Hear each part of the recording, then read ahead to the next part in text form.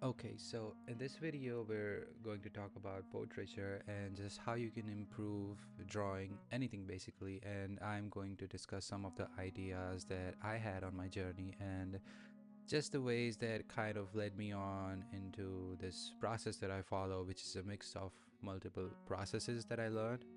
And hopefully, you'll learn something from this video and apply it in your studies as well. So, when I was starting portraiture, I really was confused about how people get accurate proportions drawn in so well all of the time, like Stephen Bauman or Broco or all these guys who are incredible teachers. How are they getting proportions right each time? And that was when I didn't knew much. So to lay down the accurate proportions each time, I had a wonderful idea. Like I thought I would have my reference image scaled up to the size of the paper that I was drawing on. So each proportion would roughly land on the same coordinates as it is landing on in the reference, if that makes sense. So I'll explain it. So let's say that the length of the face is, let's say, 10 centimeters long, then I would just have to draw a line which is also 10 centimeters long vertically on the page that I'm drawing on. So that would be accurate. And believe it or not, I did draw a lot of my portraits when I was beginning in this way, in which I used to measure the distance between the brow ridge or the nose line,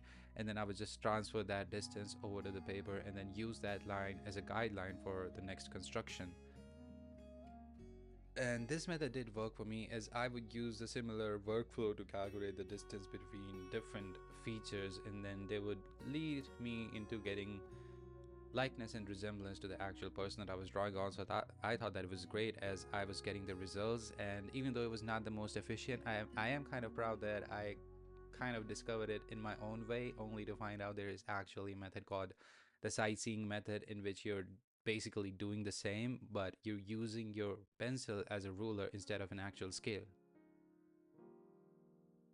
Fast forward to now, where I've tried to make portraits in different ways, even grids, for example. No, I don't think that is cheating, if anyone is curious, but again, I did use grid system and I have used Loomis method a lot. And at this point, I just kind of use a blend of all these workflows that I've actually used to make portraits. And if you want to see the process video for this one out, I have already uploaded on my channel without the voiceover. But anyways, it all kind of boils down to the fact that you don't need to learn a particular method or workflow to make something that you want to make just because someone else is telling you to.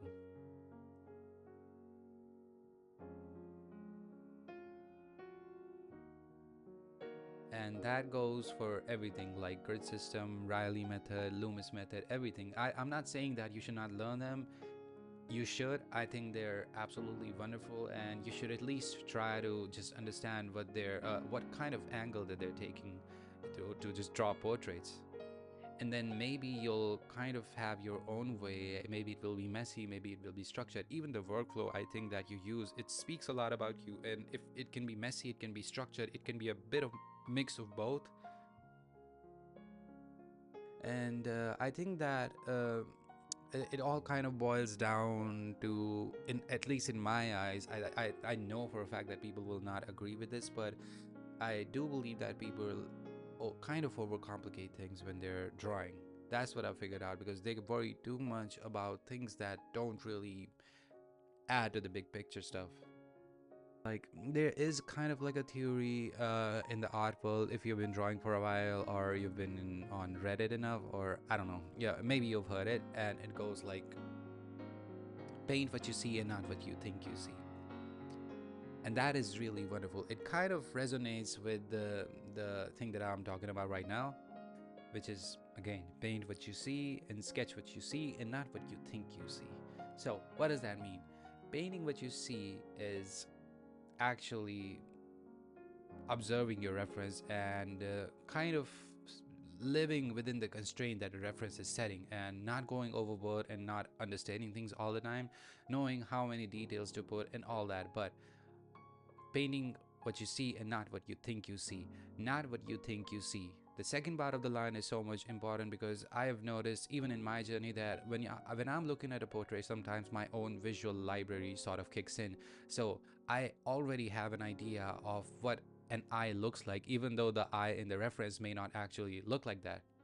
So I'm actually not obeying what the reference is telling me to do. I'm just kind of letting the visual library that is already built up in my head overtake it and hijack the system. So I'm adding the details, adding unnecessary eyelashes that the reference that I'm drawing does not really call for, if that makes sense. And I do notice a lot of beginners overcomplicating their workflows, which is not good.